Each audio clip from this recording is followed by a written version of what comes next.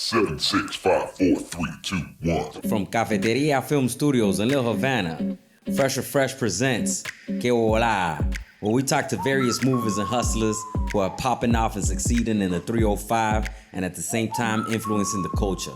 I'm your boy D Fig. Holla at your boy when you see me in the street. Ew. Yo, what they do, my people? It's your boy D Fig. Holla at your boy when he see me in the street. We're in another episode of Que Bola. In this episode, we talk to the Miami filmmaker Chris Lopez. Chris is a really dope filmmaker. He is a creator from South Florida, and he's currently finishing up his documentary called Mondo Miami. It's a gritty style documentary in the style of Faces of Death, kind of. And Chris came onto the podcast. He talked to us about how South Florida is kind of like a metaphor for the world through its dystopia and through its concentration of beauty. We talked about a lot of things such as viral news and viral creations. Shout out Bass Funk Daddy. Shout out Cafeteria Films. This was a really dope talk with a really creative individual. And let's get into it, all right? Listo. We're in another episode of Que Bola. Yo, what's good? We're back in Cafeteria Films, my peoples. That's what's good. Our guest today is Monsieur Chris Lopez. Chris Lopez, holla at your boy when you see me in the street. How you doing, fam? When I see you on the street, I say, hello, sir. How are you doing? I'm doing wonderful.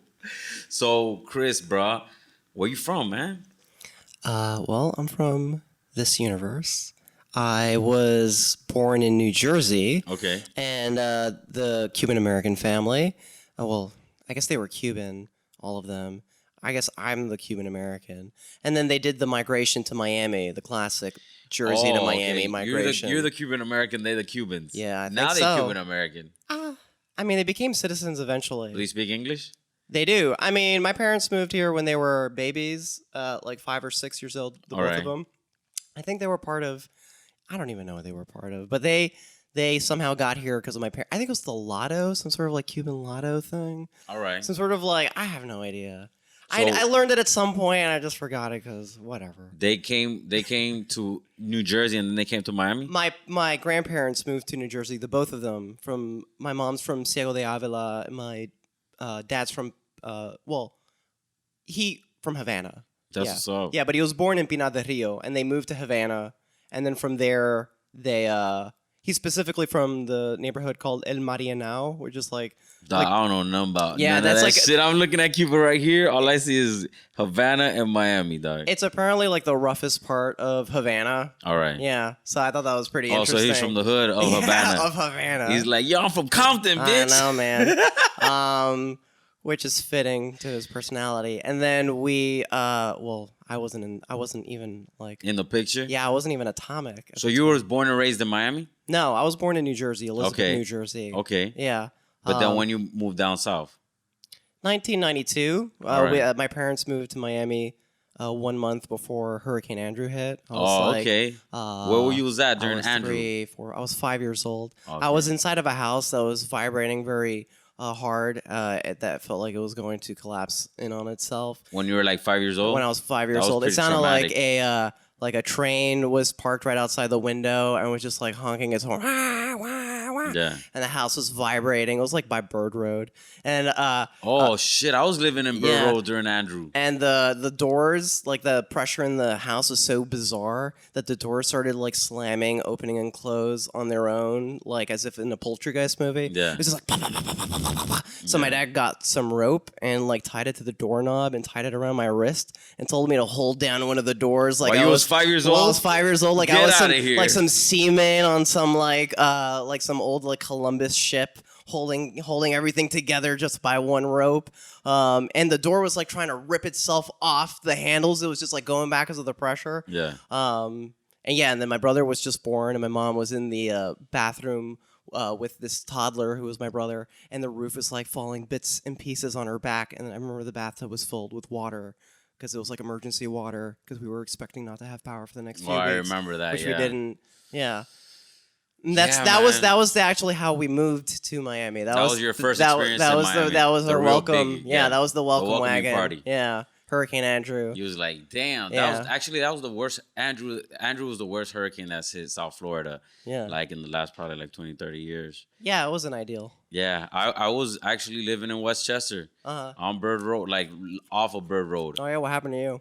Man, it was just, to be honest with you, I just remember like all the craziness, and then like when daylight had just broke out, this shit's real deal, homie feel. Dog, my next door neighbor must have been like having the ill party, like hurricane party, because this dude came out. There was still probably like, I would say like 70 to 60 to 70 mile per hour winds. Homie came outside and was just like standing in the middle of the street with a bottle and shit, with a raincoat, just screaming at the wind and shit. I will never forget that image, dog. That shit was insane. I was like, yo, this motherfucker's lit right now, dog. I would never think that I would go outside in the middle of a hurricane and just like, you know what I'm saying? Whatever come may be, like a motherfucking pile of, you know, a 2x4 just come through and just slice your ass like you see in Final Destination and shit. That was my experience with that, Andrew. But yeah, bro, through your like descriptive manner, like, I could pretty much already tell what you do, but what is that you do for a living? What is that you're all about, man? I met you because I know that you're a filmmaker. Yeah, I mean, I like making things. I like making movies. So you like making movies? Yeah. Yeah, you know, I don't know. It's complicated. I mean, it's all just sort of one thing. I just started making movies when I was really young. And I did it just naturally. I guess I had a series of early childhood epiphanies, possibly strokes. I'm not quite sure what they were, but they were sort of weird glitches in my brain. They're like, and I just sort of saw like things differently. And they're like, there's two very distinct memories that I have that are like that, and just the way that I happen to interpret those events, I concluded I'd like to take a crack at making movies. And that happened like really young, when I was like 8 years old. What elementary school were you in, Road? Royal Palm Elementary. Oh shit! Yeah, I went to a tropical elementary. That's where I went for gifted. Yeah. They had the gifted program. Next to Riviera. That's where I went. I went to Riviera. Oh, what high school you went to? Southwest. Oh shit! So you're a Purple Pride Eagle. Unfortunately. What you mean, dog? You gotta represent Westchester, nothing bestie. I mean, what's good, dog? It's all about that down south love, man. Like where you from. So this is true. So ever since you was a kid, you was thinking about making films. That's right. When you were at Southwest, did you like try to make films and things like that? Yeah, I actually I'm like, I helped establish the cinematography class in Southwest. Oh, that's what's up, bro. Yeah, with Mr. Aguirre, rest in peace. Oh, rest in peace, Mr. Aguirre. I didn't know you, but I know you leaving a lot of good footsteps around there, bro. He was the TV production teacher there. That's what's good, man. Yeah. Damn. So ever since then, you've been thinking about doing these. Have you? Where are you right now with your filmmaking? Like, have you made anything in completion? Yeah, of course. I mean, it's kind of a weird, goofy thing.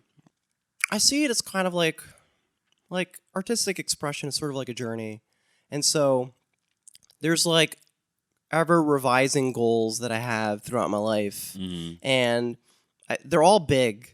And I feel like I tend to just have a 20 to 50% hitting ratio. Like I set 100% of goals, and it hit like these 20 to 50% of them. So it depends on what the goals are, you know. And that's just sort of across my life. Because I've done things that I'm like quite proud of. Yeah. I've done things that I'm not quite proud of. Yeah. But I've done things. I've done a lot of things. And what I've noticed is like, when I do things and when I do a lot of things and I set these like very bizarre big goals, even when I hit just 20% of them, it's like I ended up doing some pretty cool things. In your 20%. Yeah, my 20%, like things I would have never accomplished otherwise. All right, so if I had never even set those goals, I probably would just be living in kind of a very strange sea of regret. Of not even having attempted doing things. What do you feel is your biggest accomplishment to date? Like within that 20% that you have actually established. No, man, that's a hard thing to say. Bro, don't you? I mean, I know you want to be humble and shit, but there's probably something that you said. You know what? I set out to do this and I did this. Like, there's a lot of things that I've done. I think one of the most fun ones to talk about is in December of 2017. I did a collaboration with Zardulu.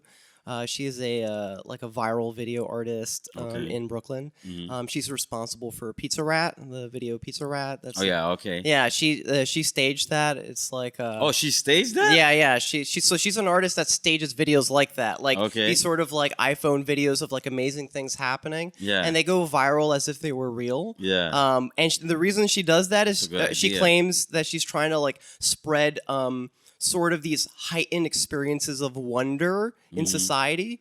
And by using the channel that people most watch, which is just sort of like little bits of viral internet news, you know, and she feels like if she can Pizza Rat. hack that attention, but pack it toward the direction of wonder, Yeah. that she would leave the world in a better place. Okay.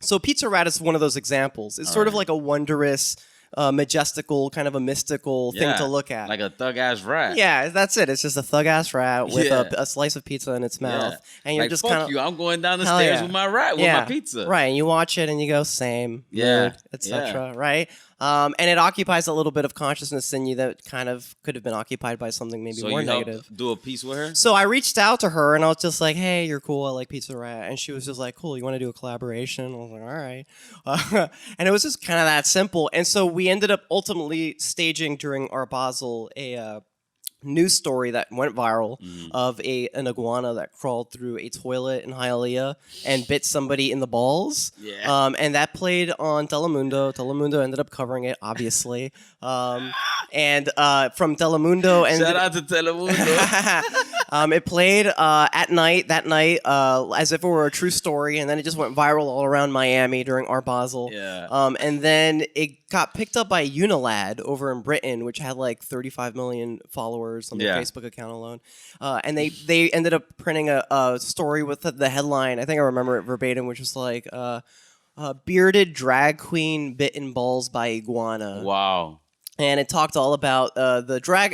So the person who got bit in the balls was Gio Profera. He's a drag queen that Yeah. goes on Instagram by Bass Funk Daddy. Oh, I know fucking Yeah. Gio. That's my Yeah, dog. yeah. So we used his house with his family. His family didn't know it was It's a stage thing? that it was a hoax. Yeah. So basically, Zardulu came to the house with the somebody who was basically like an iguana trainer, and he had like this iguana carrying backpack with a TV trained iguana Yeah. inside of it. And we told the family that we were there to do a photo shoot. And then the iguana trainer goes into the bathroom, kind of sanitizes and wipes down the toilet. Yeah. Zardulu made sure to do this entire stunt, like according to like PETA film code Yeah, or yeah, whatever yeah. nonsense, because she's like an animal person. Yeah. And I guess she has ethics. I suppose the other reason. But Because we love motherfucking animals on Keola podcast. You heard that, Peter, all right? shout out to nature. Shout out to Bass Funk Daddy, bro, for letting this shit staged in his crib. Bass Funk Daddy plus nature. Yeah. equals smiley face. Fact. So iguana trainer goes in the bathroom, wipes down the toilet, puts the iguana in there, closes lid, walks out. Gio goes, all right, I'm going to go use the bathroom. He walks in. I have my iPhone ready to record this thing. And then Gio starts screaming. His family has no idea what's going on. So they're like, what happened? And that's when I start recording. You can see the video online if you go on YouTube or something. And he starts acting like an iguana bit him in the balls. And he's like, I just got bit. And then I pan over to the toilet, and there's this giant iguana that looks like it's crawling out of the hole and kind of like in front of the camera. And the family's freaking out. And the grandmother, this like Cuban grandmother, starts grabbing her hairbrush, trying to like get the iguana out of there. The iguana jumps down, like scurries away. And then the iguana trainer like swiftly picked it up, put it in the backpack, and then he and Zardulu dipped. Yeah. And at that point was when the work really started. I started calling all the various news networks. It was my idea to call like the Spanish networks because I felt like they would just pick it up more. They're more gullible, I guess. I don't know. They're like, just ready for the outlandish news. yeah, on they like Telemundo and play shit. like whatever the fuck. Where I mean, it goes. That's part of the Latin culture, bro. Yeah. Like you watch news down south in South America. Like I have all the Spanish channels, right? So I'm like going through like all the Spanish channel. I'm Colombian, so I'd be watching like the Colombian news in Caracol and like our RCN, which are like Colombian news and all different types of shit. I'd be watching like Guapa, which is like Puerto Rican news and shit like that, just to see like what the fuck they talk about, right? And it's always like one or two things that is like mad outlandish. Like, what the fuck these people talking about? And why is this on the nightly news? You know what I'm saying? Yeah. But then again, we have fucking Trump in office, so I can't really say nothing. Right. You know what I'm saying? I mean, it's something about the Hispanic culture that I actually really like. Like, I have this sort of ironic attachment to like Santeria, sorry. You know, all the weird like gossipy, like mystical talk. All you know, my mom thinks she's like has premonitions. Oh, I had a dream that something happens to you. Yeah. You know, yeah. You've been exposed to that shit your whole life. Of course, man. Yeah. So like, I have this like funny attachment to it. I mean, I traveled to Cuba last year officially in support of the Cuban people. Obviously, that's what my visa said. But when I wasn't supporting the Cuban people, I ended up filming. Well, I was looking for two things: cockfighting and Santeria ritual sacrifices.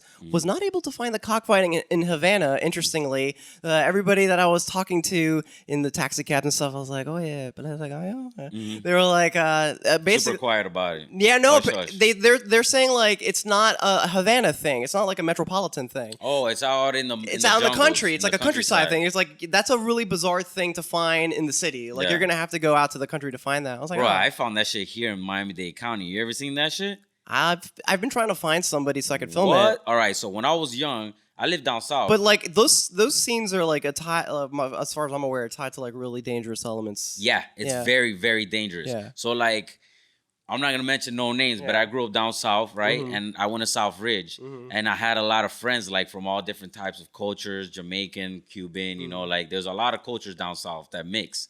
So a friend of mine, his dad, had a farm out in the like Redlands, but I'm talking about like out there, bro. Like I remember going to this dude's farm, and that shit was all out, like far as fuck. And he had like mad gallos that he was a trainer. He was a gallo trainer. Like he would fucking raise them and do this shit. Yeah. And then he would go to like the fights. Yeah. And I went like 2 or 3 times with him, but I remember this one time, fam, that like, bro, because these cats is betting guap. Like I'm talking about like stacks. Right. You see them like with a stack like this, and you know it's not no ones, dog. That's all hundreds. Yeah, These motherfuckers in here like ones. with like 10, 15 bands a piece, and they all armed. Everybody in there got guns. You know what I'm saying? Yeah. And so they're all fucking like smash. They like hit the wad of money on this wood thing, and they screaming and shit. That shit was fucking nuts, dog. You know what I'm saying? Like one time when fucking gunfight almost popped off, yo. Like this motherfucker was like they bet, because the way they bet too is like they bet across. They're like one dude's over here and he's screaming out, "Oh, I'll bet 500 for this or like 1,000 for this or whatever the fuck," and then like some dude over there will be like, "Yeah, I'll take that bet," and that's it, right? Yeah. That's how it's done. There's no motherfucking bookie. There's none of that shit. Me and you bet with me a rack that this is gonna happen in 3 racks or 5 racks or whatever. At the end of this fucking shit, that's gonna take in the next minute or two. You better have my money, boy. You know what I'm saying? Like, that shit better fucking be there, you know? And like, legit, one time a fucking cop, like a bus happened. I was there with my homie and he's like, "Yo, the fucking cops are here." And they fucking like went into this ranch and like legit, me and him jumped in his truck and we like dipped the fuck out, and they were like trying to catch as many motherfuckers, and then like the trainers are trying to get their gallos because this is my prize gallo who's made me 60, 70 racks, you know what I'm saying, or like 100 racks or whatever the fuck. So they're not gonna leave their gallo, so they're like trying to get their gallo, their number 1 gallo and shit like that. Los gallos me dan dinero. Yeah, bro, that shit, bro. Let me tell you, bro, that shit is unforgettable. That shit that happened to me. How old were you? I was probably like 17, 18. That's interesting. Yeah. I've been trying to find cockfighting here for this like documentary about Miami that I'm making, and like everybody that did know about it acted like they were like eating up. Yeah, they don't talk about it. They're like, no, and I was like, really, it's like that? Yeah. And then like a year and a half ago, I think there was a news story that broke about a cockfighting ring that was like, I think here in Little Havana actually, where like the referee, his nickname was the Russian, and he was found murdered, and the ring was like in the back of like a coin laundry. You know, and there's photos in the Miami Herald article, and it's like a really nice looking cockfighting ring. Yeah. You know, and they only got discovered because there was a murder there. Because of the murder. Yeah. Yeah, they don't talk about, like, I got taken into it because I was like family with this dude. Yeah. Like me and him, like we went to school together for a long time together, and like we was in each other's cribs type shit. Right. So they had confianza with me. They're like, yeah, D ain't gonna say shit, you know what I'm saying? But that shit was insane, bro. Like getting taken into that world. Right. They don't talk about like if you ain't part of it, they ain't gonna talk to you about it ever. Yeah. You ain't like sometimes you be seeing dudes getting cafecito and they go to pay the cafecito and you see fat watts. Right. Those are like telltale signs that this dude doing some crazy shit that he walk around with like 15 racks, cash money right now. You know what I'm saying? So what kind of documentaries that you're trying to make? Oh well, at the moment I'm finishing up a feature documentary. It's short, it's 70 minutes, but essentially what it is, it's like it's a lot of things, but the short of it is, it's sort of in the spirit of like. So I mean, I've been making movies my whole life, and I've had a variety of underwhelming successes and some moments of like fun, but so you know, I do a lot of things. Right now, I'm trying to wrap up this sort of weird idea I've had for a long time, which is like this sort of do-it-yourself psychedelic documentary, and that was kind of it. That was like the extent of the idea. And right now, it's sort of developed into a very simple documentary that tells the story of Miami, and it's telling its past, present, and future. But I've sort of reinterpreted all of it in this very kind of like fuck you radical way, because I feel like, you know, the story of history, the story in history, his story, yeah, is like a very powerful framing mechanism for how we perceive the world. And I think the common history of Miami that's told is incorrect, or it's correct in facts, but the perspective is it's either malicious or it's just off. They're not really touching on the very nature of what's going on down here on this part of the world. And I think that's important to tell, like a very certain kind of story. So that's on the one hand. On the second hand, I really enjoy a certain type of like filmmaking, which is like shocking people. All right. So ultimately, this is what the movie is. The movie's called Mondo Miami. Mondo Miami. Yeah. Mondo Miami. And it's basically just a lot of little vignettes where I interview, at this point, like hundreds of people. And it's sort of intertwined in such a way where you start seeing these contrasts about like the rich or the poor, or like the land with the sea, or the day with the night. And after a while, you sort of get this like big picture of this sort of tapestry, this place that exists. But the thing that's like interesting to me is that I'm also doing this like exploration on top of it of like shock cinema. So the idea is kind of like a Faces of Death. You ever see Faces of Death? Yeah, I remember. I hated seeing that shit when I was a kid. Yeah. But that shit was like the craziest shit growing up. Faces of Death was like everybody would like because back in the day it wasn't digitized. Right. So you would have to go get a physical copy. And then there was like mad variations. It was like Faces of Death 1 and 10 and 25 and shit like that. Right. And it was just a bunch of gory ass shit that you would never get to see. It was like crazy ass snuff videos almost. You know what I'm saying? That's basically what I'm making. I mean, principally, although I said all that stuff about like the story of Miami and all that, and the whole idea of like Mondo Miami, like the truth is I really don't give a fuck about Miami. Like I don't like Miami particularly. Damn, bro. Yeah, what's up, man? I don't think it's like so special in any like positive way. For the most part, I'm telling the story because like I recognize what Miami means to the world. What did somebody do to you in Miami, bro? Miami existed, and Why, that's part of the Miami story. Hater? I'm not a Miami hater. I'm a Miami recognizer, and What do you mean? I recognize that Miami is actually a violent, oppressive system for everybody basically everybody who's not involved in like tourism or real estate fraud. If you're not involved in one of those two industries, you're basically left to your own devices to survive, and good luck. Yeah. I mean, I kind of understand where you're coming from. You know what I'm saying? It does it's not embitter built you for the people that live in the city. Yeah, it's definitely not. And that by doing so, it's sending a direct message, which is we don't give a fuck about you. Yeah. And what I've learned in my own research is that the city was founded that way. But there's a lot of beautiful things in the city. That's what my movie explores. Because although that is true, because that's a fact, in trying to survive in that friction, in that movement.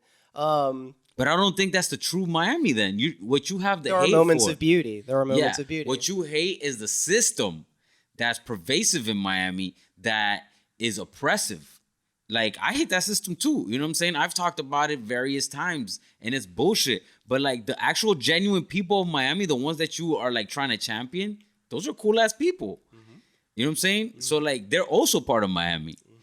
Unfortunately, they're not the ones who have the reins of power, but they are Miami nonetheless. And they're super proud of it. That's why it's super complicated. It's like, fuck Miami, but what you're really trying to say is like, fuck the fucking oppressive ruling class of Miami. And that's the reason why I'm saying that Miami, so when I say I don't care about Miami, it works in two ways. It's like, on the one hand, it's not, this isn't like, oh, I love Miami so much, I just wanted Miami. No. Yeah. It's just like, I don't care. I'm doing this in many ways dispassionately. I recognize the value of Miami. But secondly, Miami is a metaphor for what's going on around the world. Mondo Miami in many ways, although that's also a play on like a 1960s subgenre of film, the Mondo movie, which is like basically what the Faces of Death genre is essentially called, a Mondo movie. It means a shocking documentary or a documentary whose primary function is just to shock you. There's many examples. Mondo Cane is kind of where that trope comes from. But all throughout the 60s, there were movies made very cheaply and very quickly called like Mondo Bizarro, Mondo Freudo, et cetera, et cetera. Mondo Bellardo, Mondo Sweden, Naked England, et cetera, et cetera. And really what they were really offering in like the seedy movie theaters in Miami Beach and in like Times Square were tits. Ultimately, I mean, that's ultimately the spectacle that these movies were offering. It was I like how you said it. You're like, tits. You said it so cordial.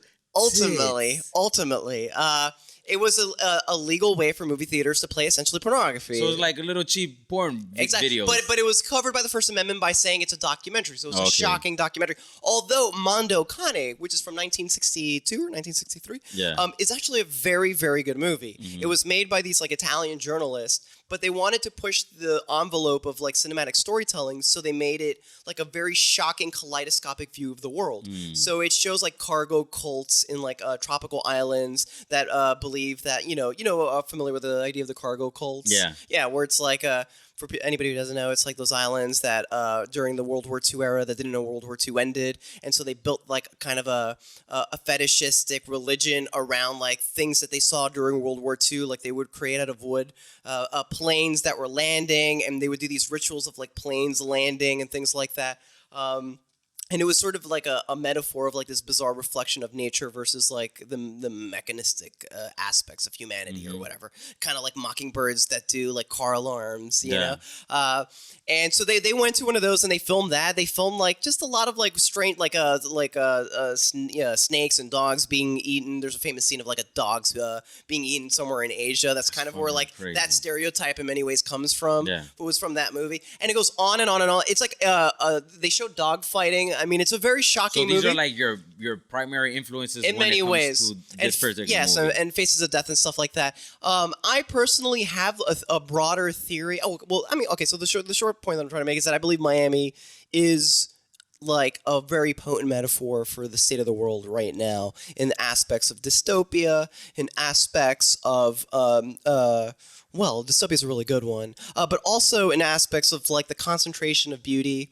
The concentration of beauty is so intense in the city and energy that it serves to also illustrate that exists throughout the world, even though the state of affairs are not ideal right now. And I think by talking about the story of the city, it's like a window into the future of everybody. You. I mean, I've also like traveling, you come to realize that the intensity of beauty in South Florida, both in the physical and in just the natural, is incredible. Right. Like it's not comparable to other cities. Right. And I've always wondered what the fuck is up with that. Like, how is that possible that this place has so much intense beauty and people are still miserable in this motherfucker? I mean, ultimately the what you're gonna view is not gonna determine the kind of lifestyle you're gonna live, Right. and that's really gonna really influence more or less your state of mind. Mm-hmm. But it's just insane how we're like just massive amounts of fucking beautiful people, beautiful things all the fucking time, and at the same time it's like this underlying fucking like hate, like not hate, just like sadness. Because It's warranted. It's where the city is not built for the people, and so it creates a state of basically suffering. yeah, But- like sadness and Yeah. suffering. But I think maybe it's part of the Hispanic culture. Maybe it's part of just minority cultures in general, because there's a lot of diversity in the minority communities that are in Miami, and that's like a historical thing as well. That there is a tendency to find optimism even in these situations. That's what I like to focus on. I just like to, since there's so much beauty in here, just focus on the beauty, bro. Because like you can't just continuously focus on the suffering and the long suffering. I mean, the long suffering is there for the ride, but you have to be able to champion through it. And the way you're gonna champion through it is by focusing on the positive and on the beautiful, I on think the both- gorgeous shit. Both are probably necessary. Yeah. You have to focus on the negative sometimes. Like You got to realize the negative, but not focus If on a doctor was like, "Hey, you got a tumor," I should not say, Yeah. "Doc, focus on the positive." Yeah, obviously, you got to realize that there's a negative there. But in that circumstance, you could just be like, you could give up and just be like, okay, this is the end of me. Or you could say, you know what, I'm gonna try to fight this shit, why I and I think it's might both. get that 1 or 2%. Even if it's 1 or 2%, I might be that 1 or 2%, dog. Like I need to do this shit and you know, champion forward. That's why I'm making this movie about Miami, because I get to very like potently illustrate through these documentary slices of life the kind of juxtaposition between the clear dystopia that we all exist in and also the shining cracks of light that peer through the prison windows. Exactly.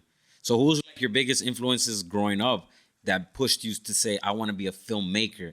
Like everybody saw movies. I saw a shitload of movies growing up. Like I saw Jurassic Park, all that shit, like when it first came out, you know? And I was like, yo, this shit is the best.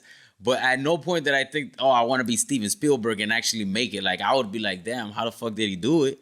But I was never like, oh, I want to actually make it. So like, who were the people that you said, damn, these are the people who are making shit that I want to try to emulate? It didn't really happen quite like that. Okay. I don't have like a story where like, oh, I saw a certain or a certain like director or whatever, and I was like, okay, I want to do. It's a little bit complicated. I mean, probably the earliest story, as succinctly as I can tell it, is, okay, I'll tell that. So I remember I was like around 8 years old, and I was in elementary school, and it was National like AIDS Month, Okay. and we had, I guess, a guidance counselor in Royal Palm Elementary. Shout out Royal Palm. Yeah, and she came and took us out of the class and took us to the library to read us a story. And we all sat in like a semicircle, as we called it at the time, Indian style. I apologize. Well, Yeah, I remember that. yeah, that's what they called it, man. Now they say semicircles. We had smoking sections. We I we do sat remember Indian smoking style. sections. Yeah. We had to rewind our tapes before we returned them to Blockbuster. Fact. It was a crazy era. These kids nowadays would not survive. I mean, I think they would survive, but it would be very novel. Long suffering. Yeah. They'd be like, there's no Wi-Fi. Like fucking having to be next to a telephone and holding it with the cord, and then buying the extra long cord so you can walk 4 or 5 feet away. That shit is like that's just shit that you will never remember ever. Like I remember that crazy shit, but that's not gonna be something that's ever remembered again. Like an experience that's never gonna be had again. It's crazy shit, man. I mean, it's always been that way, you know. So back then Yeah. Back then, what? Back then, you was a little kid. You saw this. Oh AIDS thing yeah, at that's right. I was Toro. telling that story. Yeah. So we sat down, right, and she's gonna read us a book. Okay. So she pulls out this book. It's called David Has AIDS. Okay. That's the name of the book. Yeah. David Has AIDS. Damn, that's tough. How old were you? 8 years old? 8 years old. Fuck. Yeah. Okay. This is one of my seminal moments. Mm-hmm. So I'm sitting there. We're all sitting there, and she's reading David Has AIDS. Well, Mm-hmm. it's written by somebody named Doris Sanford, who I've since researched, and I own some of her books because they're very bizarre. And I think she might be like kind of one of these kooky like Republican Christian ladies or something. I'm not quite sure, from the 90s. Mm-hmm. But she would write these like therapeutic children's books, and one of them, like a famous one or infamous one, is called what is it? It's like "Don't make me go back, mommy. I'm scared" or something, and it was about like satanic cult rituals and babysitting centers. What? Yeah. So she wrote like really. She wrote another one for like survivors of like children who are survivors of prison war camps, and it's called like My Friend the Enemy. Very niche thing. Yeah, like very strange, and I just like, who's the audience for these? So there's an audience. She was printing them. She was making that bread. Anyways, David Has AIDS. So she's reading David Has AIDS. David Has AIDS is the story of a boy named David, and he has AIDS. And he is kind of distraught by this, and his parents are actually dead, and he's being raised by his aunt and uncle. Wow, it's sad as fuck. I know, and this is all going to develop into her. So, and then they take him to an elementary school class, and everybody treats him kind of weird, and the teacher's like, "Listen, he has AIDS, but you're not going to get contagious," and the teacher teaches what AIDS is and how it's contagious. And us, the children who are hearing this story, we are learning about AIDS. Oh, okay, I see. It's this normal thing. And then nobody wants to befriend them though because they're still scared that they might catch AIDS. But there's this one kid who wants to befriend him. Oh, that's great. And he talks and they develop this friendship, and he has this friendship with this boy. And it looks like things are picking up for David. But then his symptoms start getting worse. Yeah. Yeah, they start getting much worse. So what happens to David? So David. Unfortunately, David can't go to school anymore. Yeah. And he has to stay in bed. And he's just starts getting worse. And then he starts writing letters to God. In the book? In the book. Okay. Okay, so here's where the story stops. It's pretty interesting. At this point... And this was at Royal Palm Elementary? At this point, the guidance counselor stops reading the book out. Okay, so as the story is developing, she was showing the illustrations as she was going along, but as the story is developing and it starts getting like that intense sadness to it, where it's like, oh man, things are getting weird.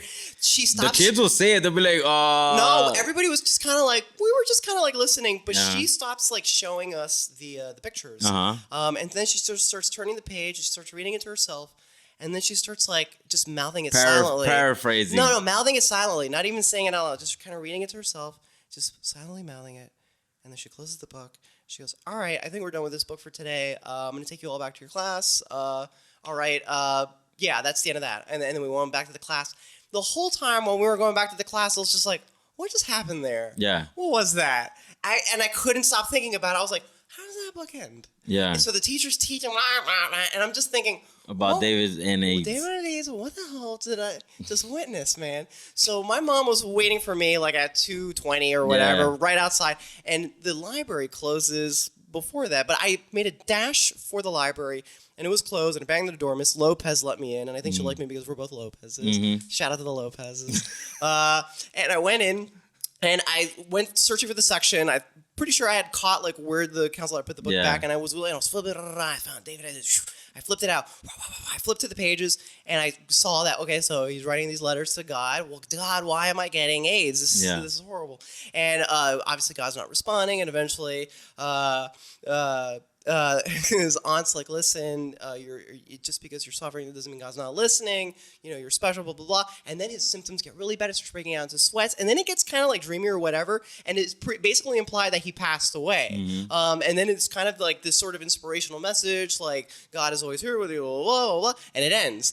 And I remember closing the book. And for some reason, my impulse was, I want to do what I witnessed this book do to that lady to other people. What do you mean? I want to make a thing that makes people just kind of slow down and just focus on something very intensely, and it's just pictures and words. So that was like one of your like pivotal moments where you said, okay, I want to go into filmmaking. I want to try. It wasn't filmmaking at the time. But you didn't know it was filmmaking. I didn't know it was filmmaking at the time, but it was just like whatever that was, that thing where like this story really captivated the entirety of your attention and possibly even emotionally moved you because she looked a little shook. Yeah. That was something that I remembered. I was like, that thing is something that I want to do. Damn. That's a crazy ass story. Shit, that David has AIDS. That's crazy that you even remember. Like, of course, man. That was like a big thing for me. Yeah, it was a pivotal moment. Yeah, and I mean, it's tied because it's not like I just have like a natural knack for it. Like, I feel like my childhood was a little turbulent. It was a little like extra, as we would say. And so I consistently turned to my early ability to like tell stories, and it very quickly turned. That same like within like a year or two, I was already deciding to do this through film. movies. Yeah. And your family supported you when you were a kid? No, and that was part of it. And Yeah. so part of it was just kind of like, all right, well, I'm going to do it anyway. Yeah. It was my ability to maintain a sense of freedom, Mm-hmm. a sense of expression. I also felt like there were times in my life where I wasn't being heard. And so like, well, you're going to hear me now, motherfuckers. Here it is, you know? Yeah. Deal with it. And when you went, and when you two graduated high school, you went through the like whole entire thing. What school did you decide on going to? Oh, so I didn't really decide. I didn't really decide to go to. Okay, so I was like kind of floating. I lived in Gainesville with a girl. I was going to college, got my AA, and I didn't really know what to do next. I sort of just like jokingly applied to 2 film schools, FSU and UCF. FSU turned me down, maybe rightfully so, but UCF accepted me. They have a pretty good film school. I mean, it's and I just want to say for the record, I did not go to Full Sail. Was that captured the first time? No. Okay, I did not go to Full Sail. We had a glitch where the audio did not, and I wanted to say for the record, I was in Orlando for film school. I was not in Full Sail. Okay. I went to UCF, which is an okay school. It's okay. It's Yeah. not bad. So that's where you learned the technique on how to do it That's where I learned properly. the techniques. That's right. Like their thing that they're famous for is that's the department that spat out the Blair Witch Project. Okay. The teachers and the students involved were of the film department. And so they kind of make things in that ethos. Their film office actually had like the clapboard for the Blair Witch Project. And that was sort of like the canon, the gospel is like, you're supposed to make these lo-fi, do-it-yourself, entrepreneurial, digital shock, viral cinema things. And that's kind of how they taught us in the tradition of. And it was a pretty interesting education. I mean, I would advise anybody who's thinking about going to film school, maybe not go to film school. There's actually a local organization called Borscht that I think is probably the equivalent to film school. I think if anybody wants to start in film, just email somebody who's involved in Borscht and say, hey, I want to do something in your movie for free, and they'll probably hire you. And that experience will be just the same as going to like a $50,000 in-debt film school. And so you're welcome. You owe me $50,000. Shout out to Borscht Corp. That's what's up, dog. Yeah. But I went because I felt like I have to know, and I kind of like the idea of like university and education anyway, and it was a good experience. So I did that, and then I ended up moving back to Miami for a variety of reasons, and I kind of just quickly took my skills into the industry. So now you're just working like behind the scenes, doing various things on different films while you're working on your own particular films. That's right. So what crazy like other projects have you been involved in? That like I know you did the chicken fight, the cock fight. No, I mean that was for the documentary that I'm making, Mondo Miami, where I have not filmed it yet. I was not able to find cockfighting in Cuba. Okay, but I did film a Santeria ritual sacrifice. That's sort of like the climax of the movie. All right. There's various climaxes in the movie though. It features like plastic surgery with Dr. Miami. He kindly let me into his surgery room. There's an actual murder that was filmed outside the coroner that I captured that's pretty shocking. It was like right as it happened. Yeah. You could hear the gunshot. Like I was filming a flower, basically. And you hear the gunshot and I point the camera up and you see the guy running past me. And I kind of just like disassociated while I was like panning the camera. And he ran down an alleyway and then I turned the camera toward the body and I just sort of walked toward it.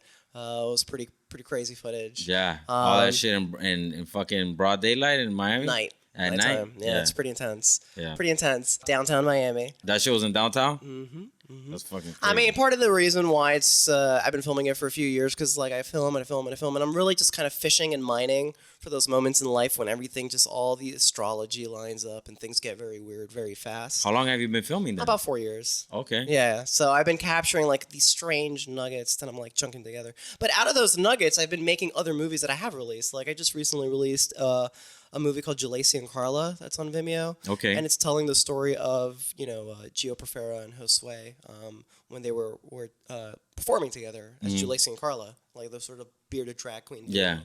And I captured them right before they like split up. and I didn't know that they were about to split up. And they, to my knowledge, have not performed since. This is like 2 years ago. Yeah. But it's a really good documentary. It's 14 minutes long. It's on my Vimeo. I highly recommend everybody checks it out. It plays around the city. Like, it's played, you know, at Filmgate and stuff like that. That's what's up, man. So you actually make the films, like, are you doing DP? Are you the creative director? I have a different ethos from like 99% of filmmakers. Okay. I don't follow really like the standard method of production because I don't think it's necessary for what I do. What I'm trying to do is express an energy very loudly. Okay. Right? And so I don't really require a lot of the trappings that a lot of people think are required from film. Or things that are actually required from film if you're making a commercial movie or something like that. What I'm trying to do is a little bit different. And so what I've kind of refined at the moment, I'm having an itching to like switch my production methods to something else. But at the moment, I've kind of refined what I'm doing to a theory centered around really just capturing good sound. I record sound on film sets. It's one of the ways that I make money in the film industry. And so, but I ended up doing that out of my knowledge of directing and editing. At some point in film school, I decided that I wanted to make myself useful on a Machiavellian level. Because like when I walked in, there's only like 25 of us that are accepted every year. And the theory is that we're all supposed to work on each other's movies. I didn't know anybody. And like most of them were like, you know, not to knock socioeconomics or anything, but most of them were rich kids. Yeah. And I was not. Yeah. Everybody had like the newest Mac, and I had like patched together my PC out of used parts, you know?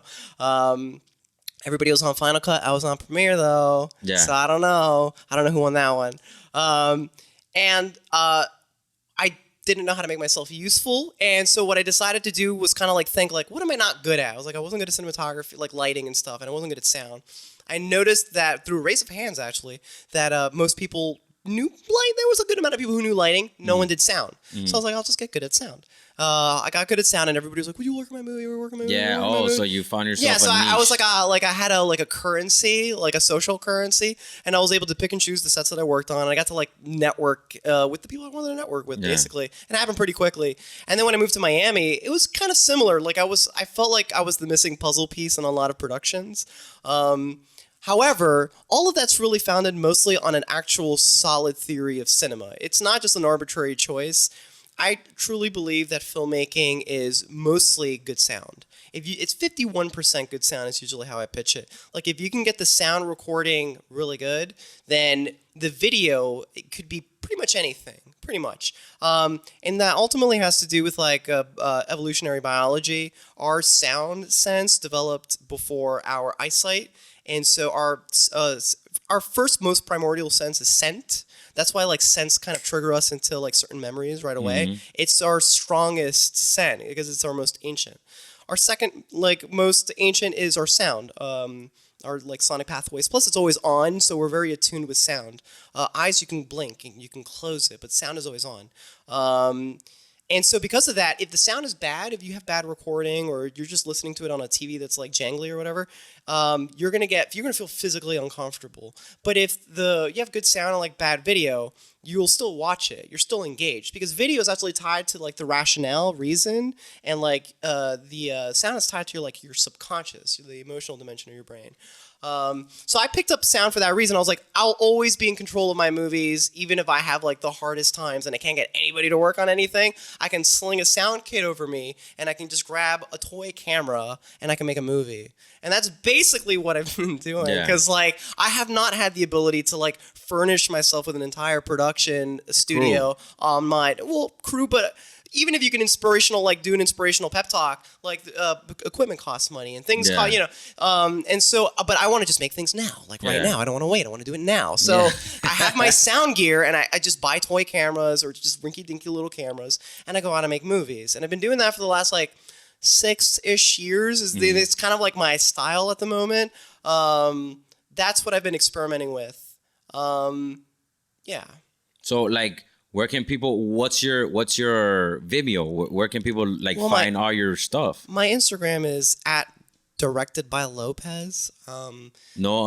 Spelled out correctly. Yeah, directed by Lopez. I have a website that's like lopezmedia.net, and I have like a blog there where I put a lot of like my film thoughts.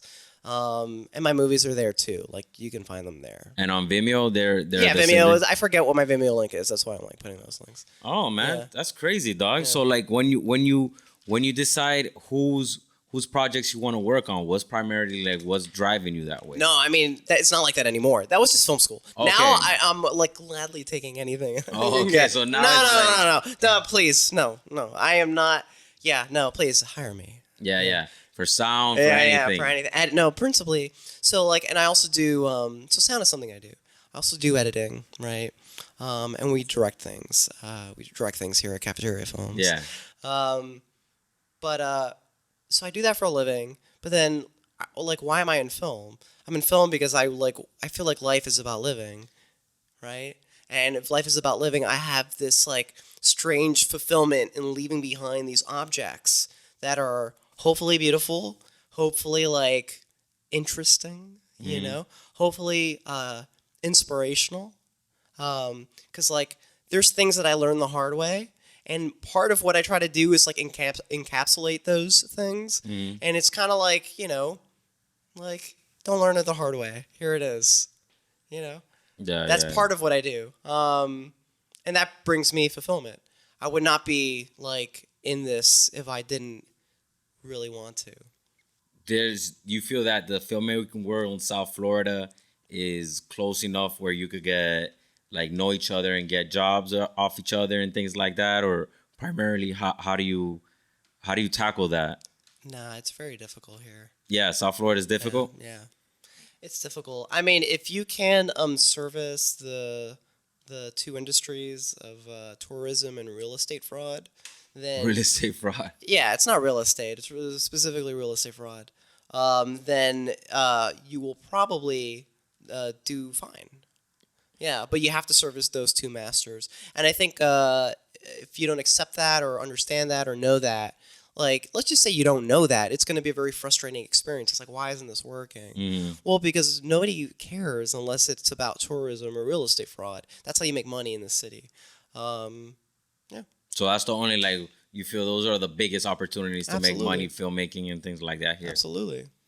Yeah, because my experience also is like you can get into like a rumor mill society circle of people who reference each other for work, right? And that's how I get some work. A lot of work flies into Miami and leaves Miami, so it's just hard to network with people flying in and out, flying in and out. What's up with that, man? That's always something that I've always never really understood. Like, why people up in New York will hire an entire crew from New York to film some shit out here in Miami when there's obviously. We are a fucking city, man. There's people here who could do filmmaking. Like, I don't understand that. Yeah. I don't know. Yeah. That's something that's always It's baffled probably me. cheaper. Probably makes more sense. How is it cheaper to fly somebody in from New York to film something that you could do some here locally? Well, you have to find the right person. And if you haven't worked with somebody yet, what if they don't give you the results? But if you just fly this person, you're paying a premium for a guarantee you're going to get the result you want. Damn, that's a barrier that sucks. That you like things like that would allow the filmmaking community to blossom in South Florida.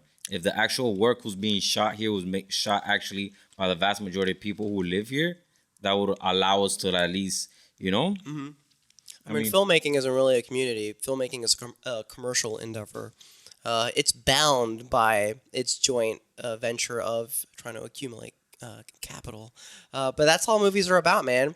Movies are about making money. Yeah, but I feel everything is a community. Whatever industry it is, there's people who are all working in that community and they all know each other in one way, shape, or another. Yeah. So it's a community nonetheless. There is a community aspect to it. It's not communal. Yeah. You know, it's not like, oh, I got your back, I got your back, you know what I'm saying? But it is nonetheless a community of people who know each other and they fucking fucks with each other. Well, that's probably another reason why people from New York will hire among each other, because they probably feel like they have their own little like New York film community. They know how they operate, you know, and so tribes travel together. That was a saw, bro. Yeah. Mondo, But that's sort of to illustrate a fact that the industry here is a little scarce. yeah. You know, it's not like a negative or positive thing. It's just to illustrate.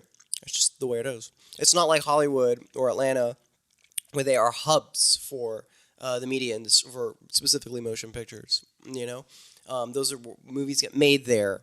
Miami movies don't really get made here, and if they are, you fly in and out for the most part. So therefore, the movie industry here primarily is tied to tourism and real estate fraud. Yeah.